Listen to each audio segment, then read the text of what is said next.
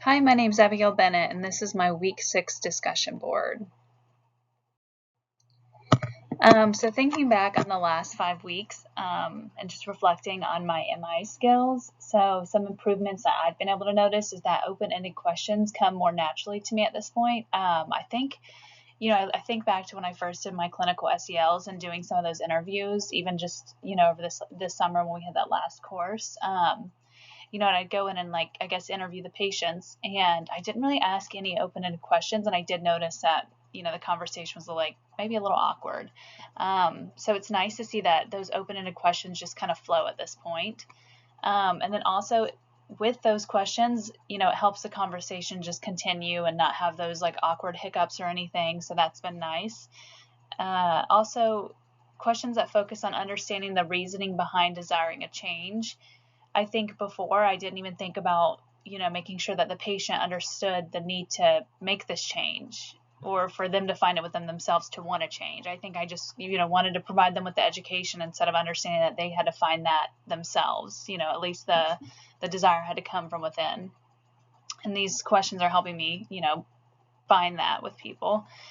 And then also helping to uncover feelings. So again, with these being open-ended, and not just, yes or no's, it's like one thing after the next, and then somebody's able to share a lot more. So that's been pretty helpful.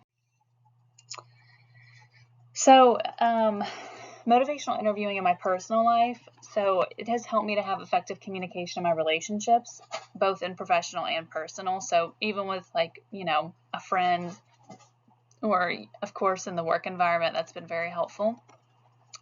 Better understanding of how to ask questions with compassion and sensitivity. I think that's the biggest thing I could take away from this, is that now I'm able to really ask those sensitive questions in a very approachable way instead of being harsh or, unaware. I'm able to kind of tailor my questioning to a more sensitive approach.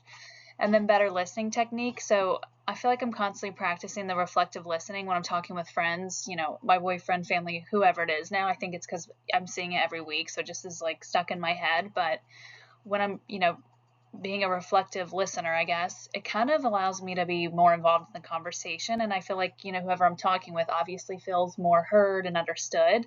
So it's been very useful and helpful for me.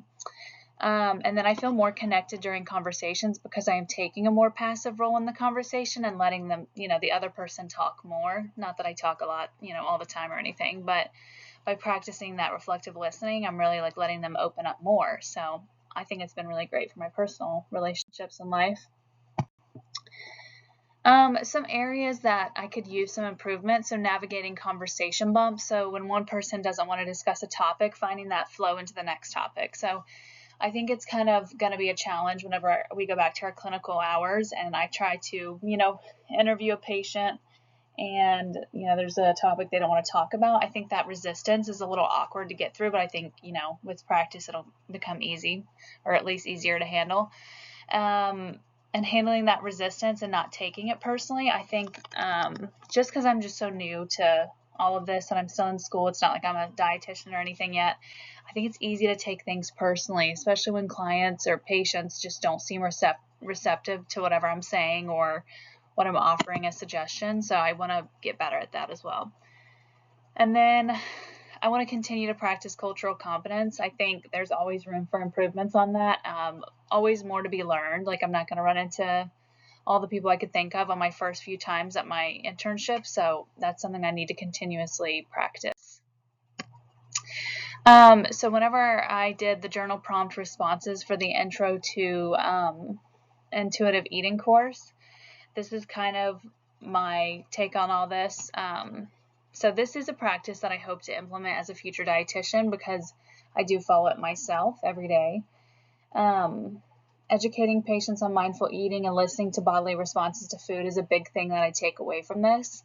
And then choosing foods that are not only healthy but also enjoyable. I think social media might, and other million other factors go into play with the idea that food is just fuel, but it also is supposed to be enjoyable and it's supposed to be an experience, like Thanksgiving, things like that. So I think bringing the focus back to the enjoyment part too is kind of necessary. And then This course reinforced the ideas around food that I've been following for years. So the speaking compassionately to myself, exploring my self-worth, rejecting diet mentality have all been a part of my health and journey. I meant my health and nutrition journey. But I will say, speaking compassionately to myself, that's something I've always practiced, especially with food and body image, things like that. And, I always tell my sisters, because I have 3 of them, I'm like, don't call yourself fat. Like, just reinforce the positives. Like, oh, I'm getting to the healthy weight I want to be at. So that's something I try to do all the time. Like, I try not to speak negatively, even with eating, try not to kick myself if I have, 3 bad meals or something.